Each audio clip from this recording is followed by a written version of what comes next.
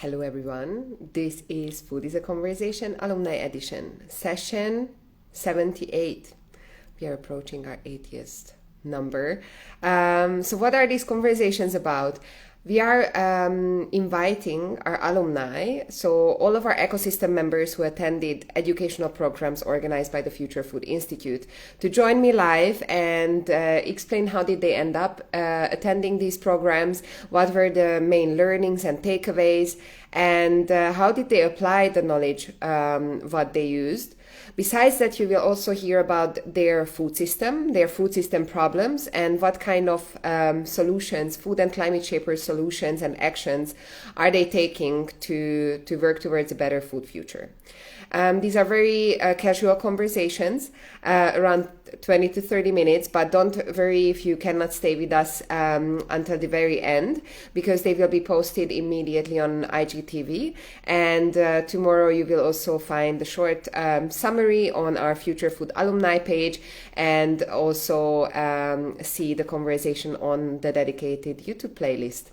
So many ways to actually connect and listen to saying that if you are sick and tired of Netflix and the series available there, then we have very great content and insightful content to follow on our channels.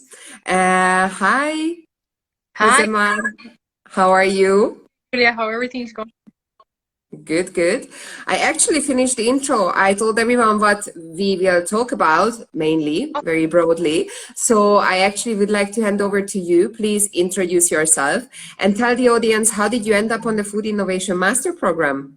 Oh, well, thank you first for having me. Well, for those who don't know me, my name is Yhosemar Mendez, aka everybody call me Joe. I'm actually a chemical engineer. I also study agri-food science, and in part of my journey when I was studying agri-food science, I get into all this area that is about using insects for food purposes, which I thought it was really innovative. I know that everybody say like yuck, like it's disgusting to think on insects for food, right?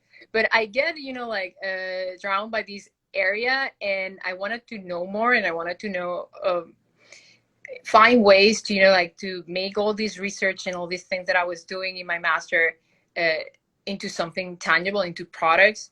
So I started researching about design thinking and all these approaches, and one of those searches took me to the food innovation program. And when I checked this, I thought that it was really cool, and I tried to find more information, and I applied, and then I ended up spending 10 months with about 14 amazing people, which I learned with, traveling the world with them, which it was like a really amazing experience and learning a lot. Like, I think the main motivation I have as a professional back then, before I joined that program, was that I really wanted to learn about design thinking and about innovation methods and all these approaches to create products and to create services. And I was studying those by myself, like taking courses in Coursera, like assisting to workshops and so on. But it was when I joined this program that I have the chance to put in practice all of those in real projects. And because I'm really passionate about food, and food was part of my career already in research, it was really nice to put together those things, like something that I really like, and also this new thing that I was learning. So yeah, it was kind of like how I get there. I remember, like, in all this process, I remember my very first interview. I remember that Sara Roversi was there, and it was really fun because they ask you this bunch of questions about you, your research, what kind of work you have done. And then she asked me, what would you think if I invite you to do a research for 2 months around the world? Like, well, would you be scared? Would you be excited? And I was like, I'm gonna be really excited about this. Like, I'm not gonna be scared. It's like, what should I wear? Or like, like, it was like exciting me. And I remember that conversation. She told me like, oh, people, they feel scared about the idea of just jumping a plane and do research around the world about the topic that you want. And I was actually excited, like, what, that was one of the main reasons I really enjoyed that program, just join the adventure and yeah, learn from each other, I think. Yeah, definitely. So here a bit of an insight for the audience. Joe and myself attending the master program had the chance to go on a global mission, which was a 60-day trip around the world. And we had the chance to research on different topics. Now our batch, which was 1 year after Joe's, we already got the topic assigned, and we were more teams who then also went sometimes to different locations. But I know that your batch had, everyone had their own challenge to research. So what was your challenge, and how was the global mission for you? Which cities did you go to?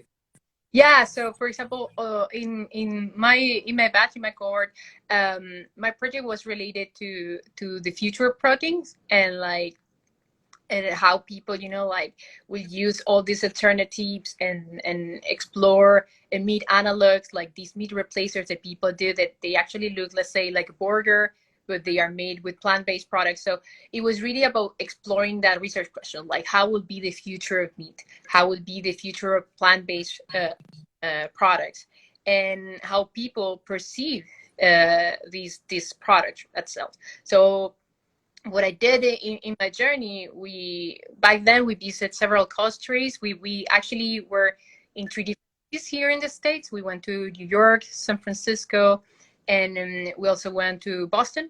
And we visited in Asia. We visited Japan, South Korea. We visited China. We went to Shanghai, and went to Singapore, and also some other places in Europe. We went to Netherlands. We were in Israel as well. But my research question was basically explore how people perceive these meat analogs, how people perceive vegetarian diets, what were the constraints, like the cultural constraints there, that maybe you know, like people perceive that sustainability and other issues related to meat consumption were not actually a problem. For example, in Asia, people don't really consume a lot of meat. So it was really insightful because you take a problem statement and you explore it from different cultural points of views, and you see how different are the solutions and the products that people came out with, depending on the different geographies and the different locations. So yeah, it was really fascinating, and it was really exciting as well, because we were traveling the world and doing research, you know, like, and also because we are all foodies in this program, we have the chance to try some of those products and try some of the local restaurants doing really amazing things, and the vegetarian world. So yeah, it was really an amazing experience. Joe, are you still there? Could you repeat the question? I couldn't. No, Yeah, no, I'm there was still no here. question. I was waiting for you to reconnect. No question. Completely fine. All right, thank you. So Yeah, yeah, was like waiting. yeah. Can you hear me well? Yeah, yeah. Okay, perfect. So yeah, it was a really interesting experience. And what was the main learning from your research? So how did you see the different cultural reactions and perspectives of this topic?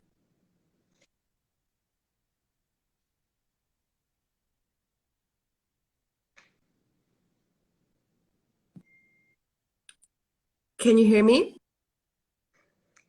I think that for me, the most interesting part was that depending of the geography, you really have to tackle the challenge of, you know, meat consumption in a different way. So for example, in countries where eating insects is something more uh, conventional, you can go straight and present these ingredients and like to propose maybe, you know, recipe books or alternatives, uh, uh, alternative to the traditional food, incorporating these ingredients, right?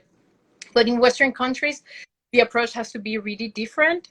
Um, we need to find ways to market these products, or to use these products, but in a way that we accommodate users like take time to learn about them. It's like it cannot happen from day to night because people are still really scared.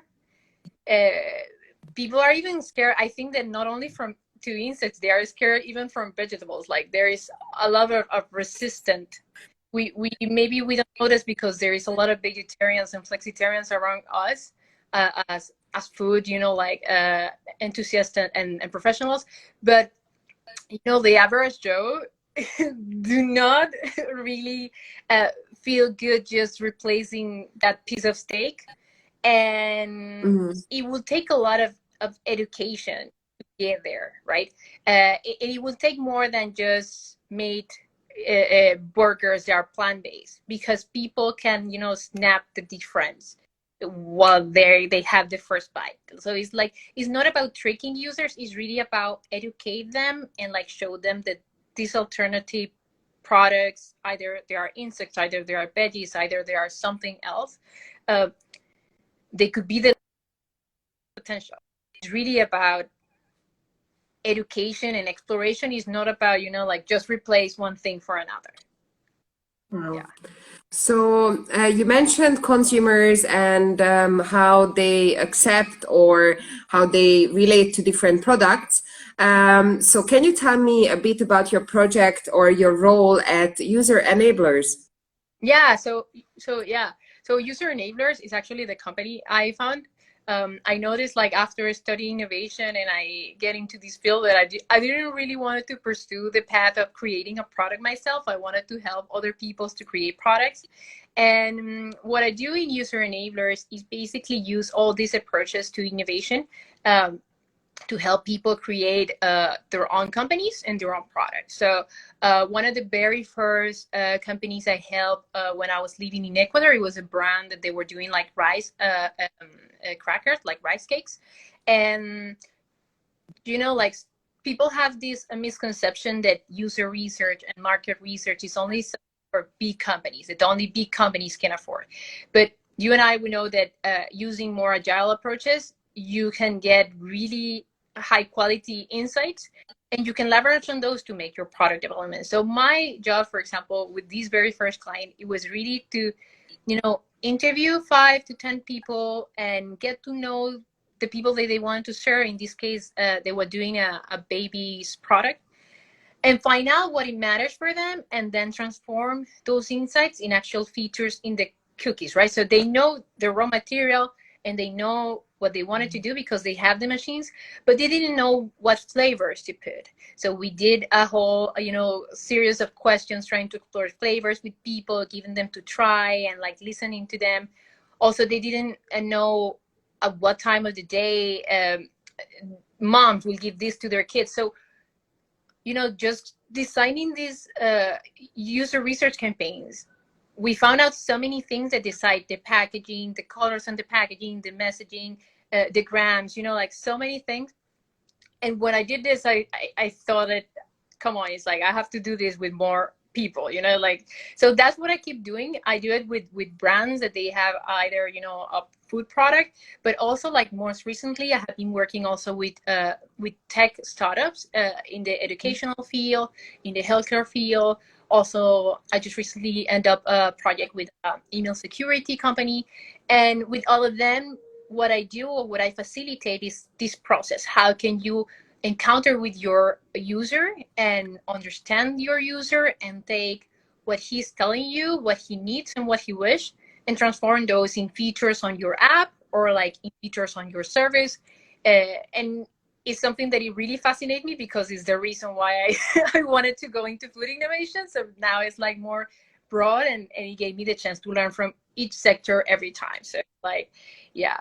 So it's like there are so many different fields that have been involved, like in the last 2 years, like fascinating because there is not one type of user that is exactly to one another, like just hear them and take those insights is really fascinating. And that's the part that I like about my job. Yeah. So I assume that's also kind of related to the fact that you are helping startups to hack their market. I really like that phrase on your LinkedIn profile. With these user insights, you basically help them to tackle the right markets and so on. And I think what I find very fascinating and also maybe very useful for our audience, those tools and methods, what we also learn in the educational program organized by the Institute, they can not only be applied for food industry companies, they can also be applied for other companies because, oh, are you there? Yeah, I'm here. I hear it. Yeah. Yeah, I don't know. There is some disturbance in our connection. So basically, it's very nice to see that knowledge and expertise what you gain can be also applied in different industries. So how did the company with the email security find you? Yeah. So for example, with them, I was part like of a bigger team. Because I collaborate with several design agencies around the world. For example, this agency I collaborate with, they are based in Berlin. So they contact them, these guys from email security, they are in London, and they have this product, like it happens. And I think that is something that all the entrepreneurs, they suffer.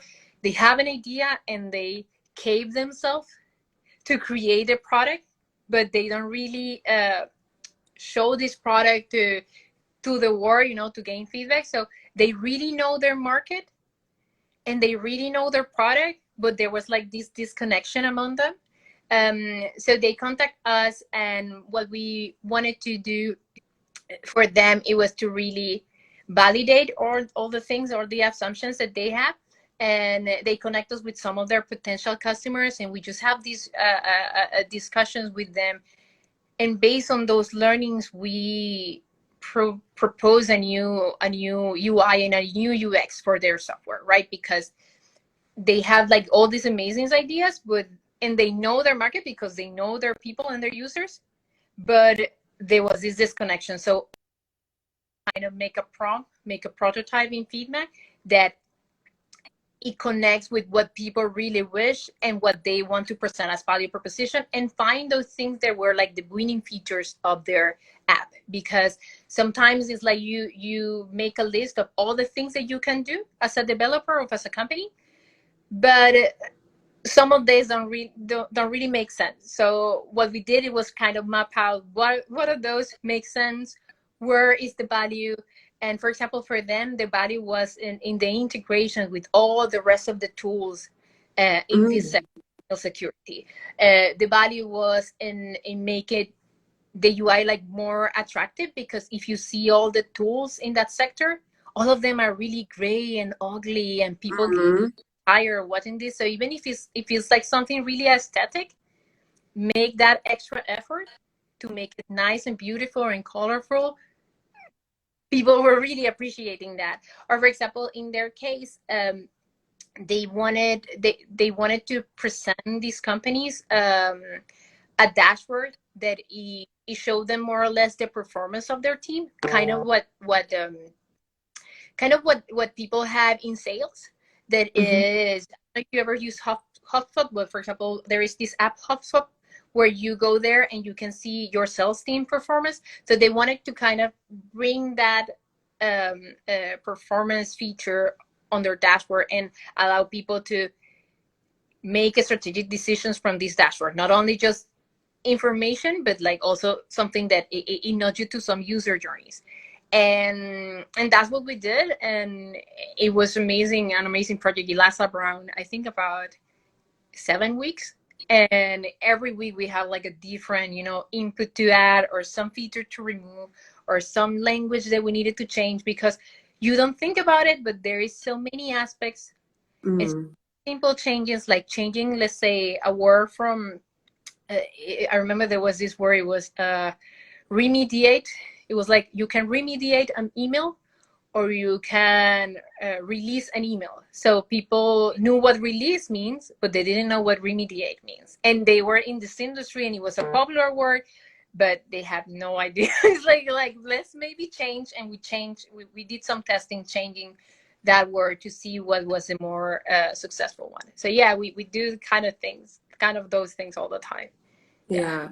And I really like the fact that you also told us it was a 7-week cycle where you already tried out different things. So you kind of prototyped your way into eventually the next like solution, what maybe might be not the final version, but Yeah. still something what is more appealing for the customers.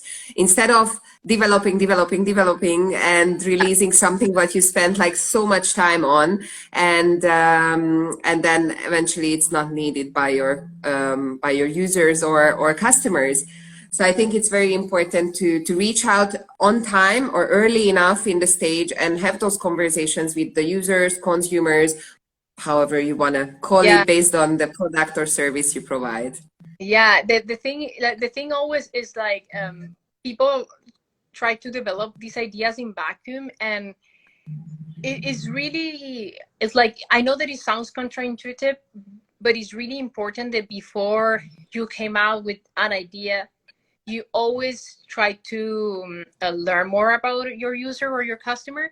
Like the other day, I'm actually preparing a online course for kids on design thinking and like how to use this to create their own products. And as part of the course, I was like doing the script, and so phrase that it says like you have to walk a 1 mile in someone else's shoes, right, to understand their perspective. But I think that if Sorry, you're would you mind repeating the last sentence because we lost you for a moment? So we lost you there when you said that you are developing a course for kids in design thinking. yeah so And yeah so I'm developing this course, and as part of that I was writing the script, and there was this sentence that it says that you have to walk a mile in someone else's shoes to understand them. I think in business you actually have to walk like 1,000 like, or 10,000 miles to really understand someone else's point of view. You have to really explore with them, and you have to be really open um, to many aspects of their daily lives to see how can you aggregate value. So creating an idea on vacuum is like the worst sentence that you can do to your like, just be open to open this window and get feedback and get information.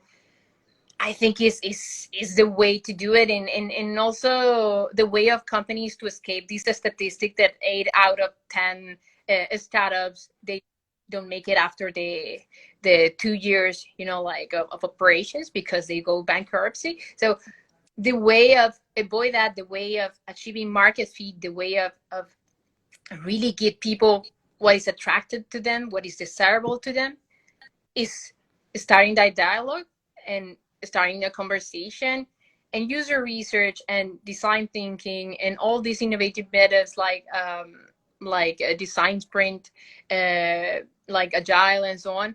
They have this component, and it's for something. It's not like we're just preaching here. This is like their most biggest companies in the world.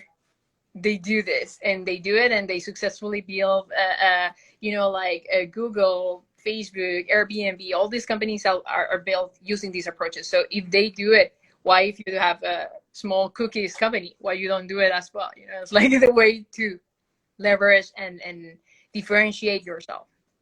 yeah, definitely. So I have one final question for you, what I ask everyone on these conversations, and Okay. that how do you imagine your preferred food future? And I always allow everyone to be really utopistic, but you can also stay realistic. It's up to you. Oh yeah, well, I think that the future that I wish is my preferred future is the one where people are actually like I call it like super local, because I met once an Italian designer that he has a super local concept. I think that the future of food has to be super local. We have to really produce our own foods, and maybe find ways to arrange with our community and produce the food for the community, also produce the items like, let's say, the medicine or the clothing, everything, you know, like is connected. I think that the cities should work more like that, and food especially should work more like that.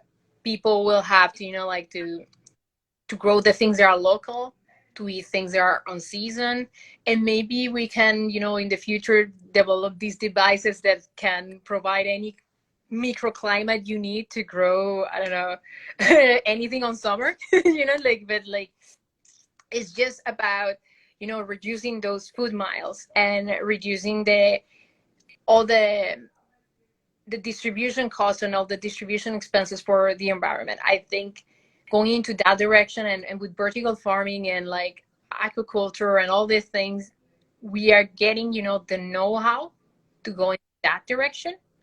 Um, but I do believe that there is something like that. It has to be something centering cities where the city lives and breathes, and it produces any is autonomous in their own, you know, like food production. It's like not anymore that we will see, you know, like far away cows and and veggies growing in very far away from the cities. It has to be something that it happens where we live. Otherwise, this doesn't really make sense for me. But yeah, maybe that's very fantastic. Like, you know, this No, but that's your future. That's your future. I'm very happy to hear about it. I also would like to live in that future if possible. So I sign up for that. And that's the most important part, that we are all taking actions to reach this future together. So Joe, thank you so much for being with me today and sharing your experiences and some insights from your projects.